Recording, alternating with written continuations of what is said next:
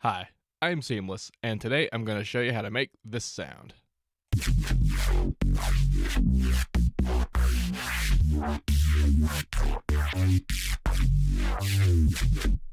So, I'm showing you this. I'm going to show you the animation in a second. I just want to get a really good idea for everyone what all we're looking at.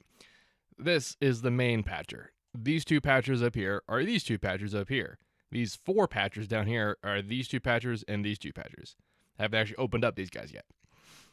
So, let's look at the main. Let's actually get rid of all this. Yeah. So here's actually what's happening. The main thing. We have our main notes with triggering the bass. There's some slides, and then there's basically a bright dark control here with some of the lower, the mid level patchers, and then the top end has this X and Y on a love filter, causing the main modulation that we're hearing.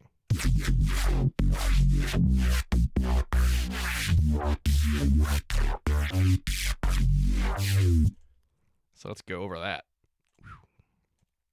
So this was kind of an experiment in seeing just how far I could push, the basic kind of subtractive phase cancellation on some filters, and it actually went a lot farther than I thought it would. I did try and clone this guy because basically the pattern here was I originally started with this, and then I cloned it, and then I cloned it, and then I cloned it, and now we're here.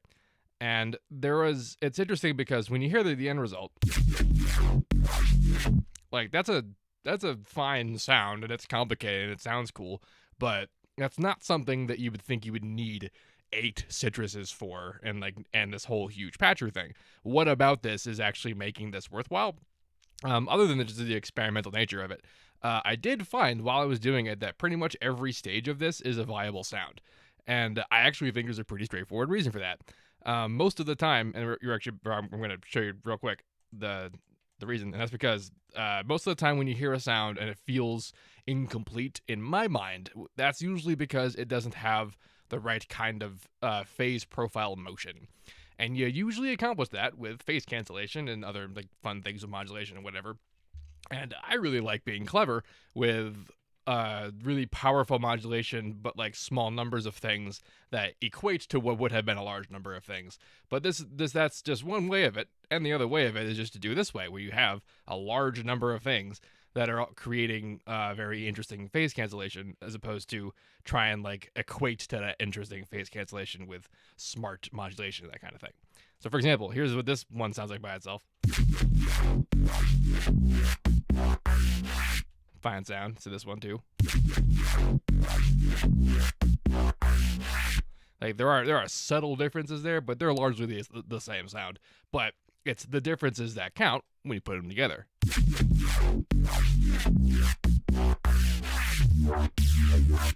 That like lasery activity, especially you can hear in the higher end.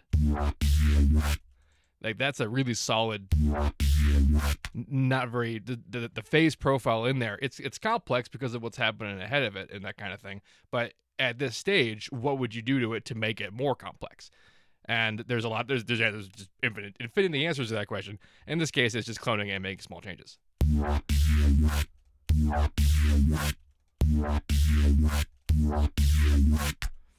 And it's a pretty easy one, and it's the one that sounds, in my mind, and this might just be because I like neuro and I grew up on drum and bass, but it's the one that sounds the most legit to me.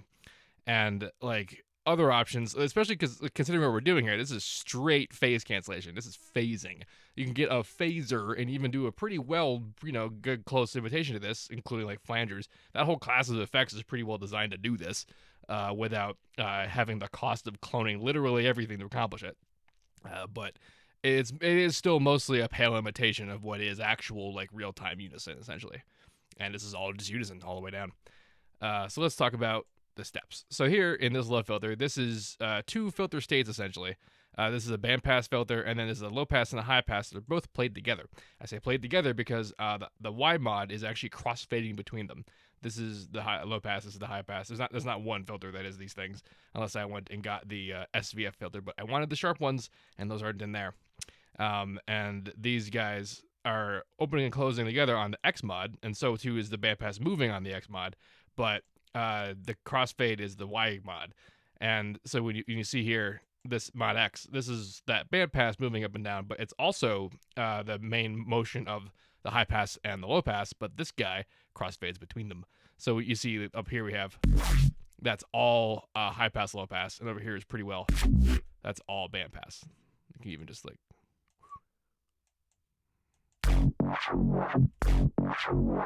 there's the band pass, and that's a really dark and muddy sound, and it sounds really cool, but usually not as its own deal. And in the past, I would have sort of accomplished this job by using just the regular EQ band pass just straight up, because if you go and you do one of these, just using one of band pass, it's leaky. You can actually hear it pretty well. I don't just mean you can hear it, it's not all the way tight, but even if you make it all the way tight, there's actually still level going on out here that if you compress hard enough, you can just get back. So you're getting a kind of like a parallel idea from it. And then you can also go to these, any of the other ones, like just the one that says steeps, but you can go to these guys too. As long as it's not number 2 here, then it won't leak. This will, yeah. So this is like a sharp bandpass filter, but we lose low frequency, high frequency definition by the nature of it being a bandpass, because we're passing a band, only one band, and it doesn't always feel all great, being the main deal. So crossfading.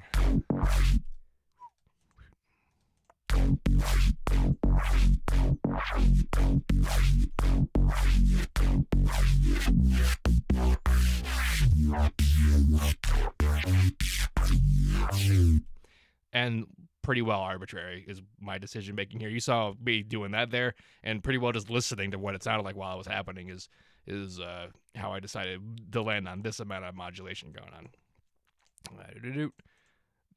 Yep. So that's this dude, just the one of them, and going into compression. So the levels situation, because of how I'm doing this, is insane. The like outside of without the even without the filtering, like the levels are still nuts.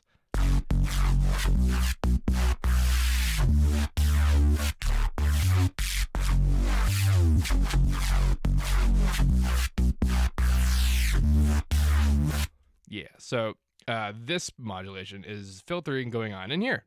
We have the low filter on in both of these instances of patcher. So we have 2 of them. We have these 2 dudes going together. And in here, the way I decided to do the pitch change, because that's causing the bass phase cancellation we talked about, I'm using the VFX level scaler, because it didn't occur to me to come in here and actually go into the Sytruses and go into the envelope and use that to be the thing that made the pitch change. I decided to do that by putting this dude in the way of the MIDI information and then changing what note it played. So this is like we moved up the offset on the pitch fine tuning, and that gives us it playing essentially different notes between this guy and the other guy. So there's 2 of them, and the modulation's happening. Like you saw that it's on offset, and this red line in the middle there means it's not going anywhere. It's the original position, and it's because they're being controlled with randomization from operator 2 here on our Fruity Envelope controller, articulator 2, I guess.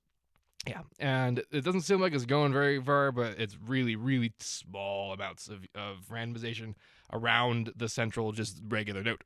And it's the purpose of it being randomized is that as cool as literally any position in Matt like sounded, more pitch means it moves faster. The detuning in the other direction means it moves in the other direction and moves faster.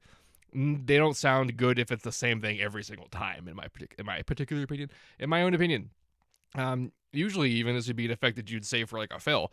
But if we randomize it like this, then it kind of does that for us. And I feel like that works out okay. So this one's doing it, and then the other one's doing it too with a different shape of random. Also kind of hard to tell. One of them's using a double curve and one of them's not. And then that means that every time it plays a note, they're just so very tinily different from each other. And that's getting us that primary effect. Yeah. So this main dude. So this guy, this low filter is just a low pass, band pass, high pass. Again, the sharp ones, smooth ones. And then I'm crossfading it really particularly with this X mod. There's no extra Y mod, it's just in the X mod. So this is that kind of deal. And like the end result of it is you can hear without the main filter on top. It's kind of like just a suggestion of motion. The frequencies are pretty well represented constantly, and there is definitely holes going on in there, but there's not like a straight dark light relationship between the low end and the top end. And that was intentional. That was the plan. I was intending to keep this something pretty high frequency and or at least full frequency, because I was going to do the filtering to it at the end. And this is also what I meant by the sounding kind of okay at every stage of this. This main sound sounds pretty okay as like a main sound. Like there's motion coming on in here, and like this could, I mean, it's pretty well designed to be stuff that can be turned into other things. And just what we picked today to be this filtered nonsense, like it could have been anything else. In fact, like talking about making a thing be its own variation. This thing is this one chain of stuff, man, of being like one whole song's worth of thing going on. Yeah, so back to individual bits though. So here's what just one side of these things sounds like by itself.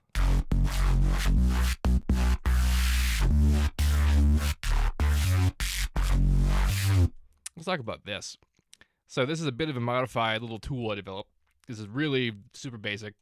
Distortion and then phase canceled original signal that equals a signal path that is just the result of the distortion, layered together with an original phase version of the signal, added together gets you what would have been the total signal coming out of the wave shaper just normally. Only now we can do stuff like apply specific effects to things that are just the distortion and things that are just the original signal, like EQing and the delay and things like that.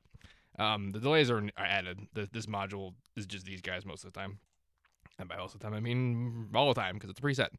And yeah, this is, like I said, just so that you can have extra control over, like, you know, if you want to EQ your distortion without screwing up the entire signal, you can actually just EQ just the distortion and that kind of thing.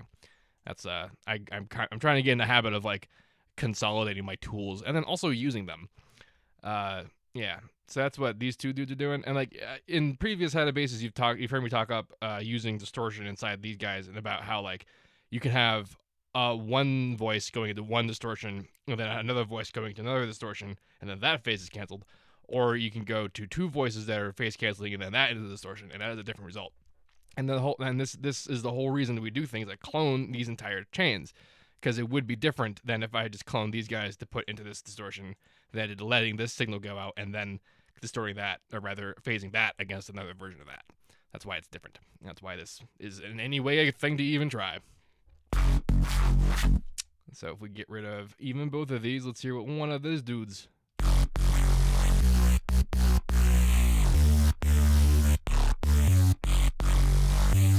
Yeah. Forgot it was going in there. We were hearing it phase canceling against this.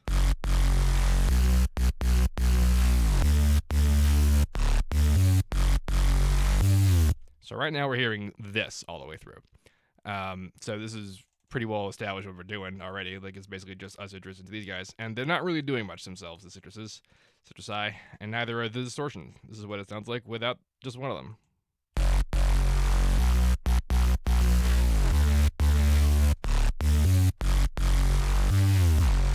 Here's what it sounds like without distortion. Well, that distortion. It is actually distorting in here too. And the way I decided to do that was I did two, like half of them, rather, a third of them into each of the individual filters. No filtering, but the distortions are on. And they're somewhat different, but they're kind of dissimilar. They're kind of the same. And just for fun, this one's phase, like the way that this all worked was I would clone these things and then going into them, and then I'd make minute, very strange changes to things until I started to hear an acceptable amount of like motion as a result of them being different. That was different for every stage of this. So like individually, whoo.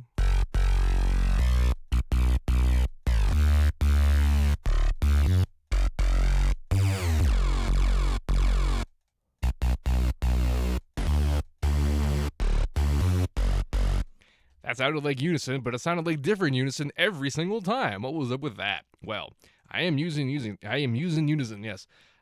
6 voices per one of these Sytruses, and I'm honestly just doing the per thing. So like here's Unison index mapping for pitch, and watch how this curve goes. Wee. So this is a different Unison profile for every single one of these, and a different phase profile for the same. So that means that I'm totally doing a supersaw, but they are a different supersaw per thing, per voice. Wink.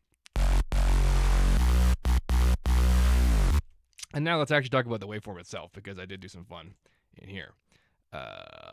Blink, boom, because you can see a bit different weirdness. So what happened here was, I'll just do it again. I made a saw, and I converted it to sine harmonics. And when you do that, it's giving you it's turned it into a sine wave, and then every one of these sine waves represent what would have been one of the harmonics in the series of what added up to that saw wave, and it put the specific ones that would be that specific addition in here to do that, because you can do that kind of thing. Along with that, you can control how as you saw me messing around here with the level of individual harmonics, and you can see they can become overrepresented or underrepresented in the shape of the saw wave. And then down here is the phase of every individual harmonic. As it turns out, the saw wave being a saw wave in the shape that it is determined by this really specific set of volume changing, and also the set of phase. You screw around with the phase enough, you start to see that it's just not a shape like a saw anymore. Harmonically, it is definitely still a saw wave. It doesn't actually change all that much about how it sounds if you don't do too big a change to it. But if you do something like, say, randomize the phase positions completely, then you get a completely ridiculous sounding sound. Well, it sounds pretty normal still even now. This is basically still a saw wave. And here's where the fun starts, because it basically is a very smooth thing. So here's a saw, right? Sharp. Here it is, broken up into thing. Here's a randomized phase. Now, if I wanted to still have that kind of sharpness, you'd think that we'd start to focus on the higher frequencies of things and start being like, okay, cool, let's like get it back into original phase. Well, you would actually want to focus on the low end, because these are the the loudest, most powerful harmonics in the thing, including the fundamental. And where these guys are has tremendous impact on the shape of the waveform. And in fact, if you get the lower bunch of them completely in a row, you start to see the higher harmonics kind of are hanging around the shape of the saw wave. And that gets us a smooth top-end saw wave with low-end cohesiveness. And every one of these guys has that going on, albeit in a different shape due to randomization of the phases.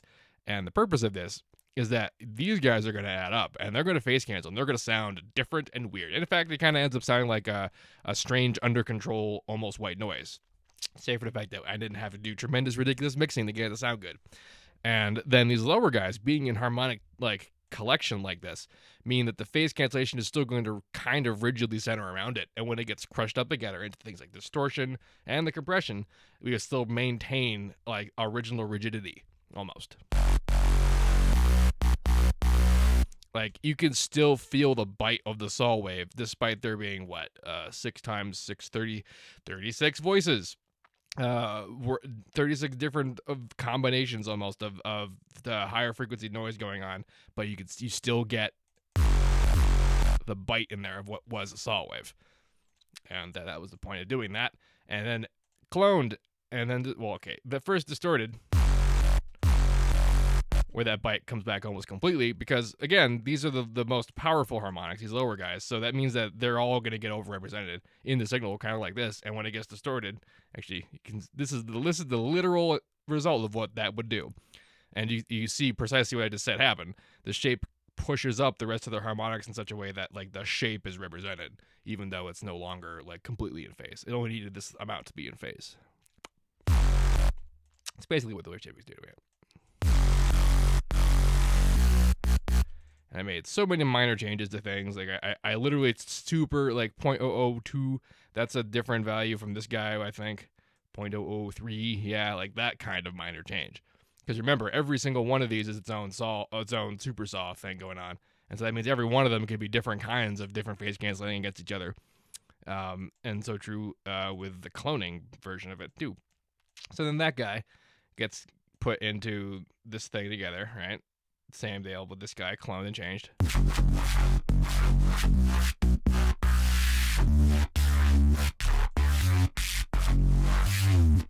So this is the combination of that low pass.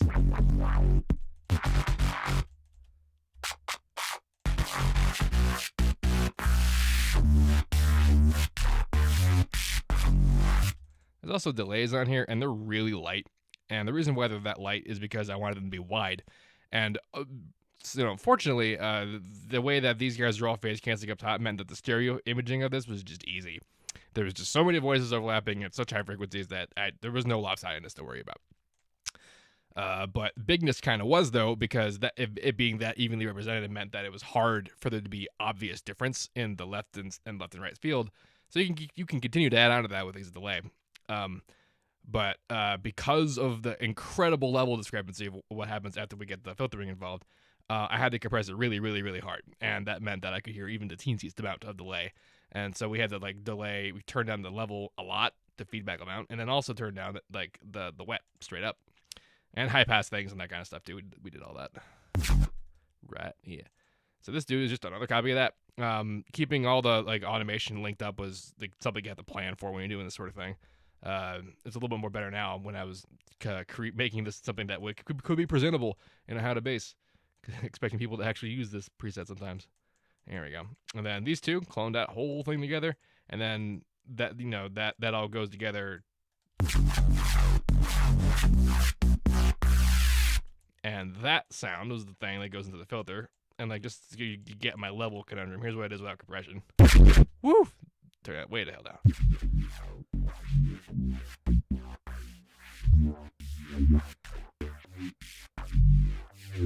That's what I meant by level issue. Like that was a lot. So we had to compress the shit out of pretty much every aspect of this.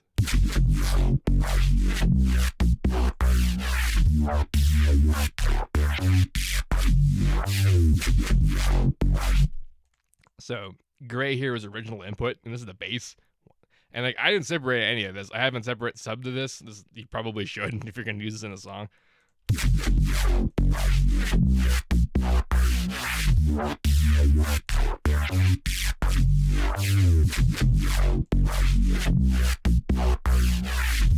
And that's this guy.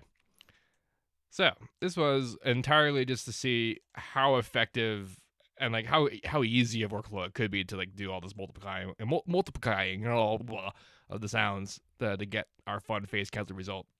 Because the alternative to doing it like this is to do it via audio, like old school way. But we live in the future, and we can apparently have all this stuff happening all at the same time. At least I hope so. If you have any questions about this, please let me know. Don't forget to like, comment, subscribe, and all that fun stuff. And as usual, have a nice day.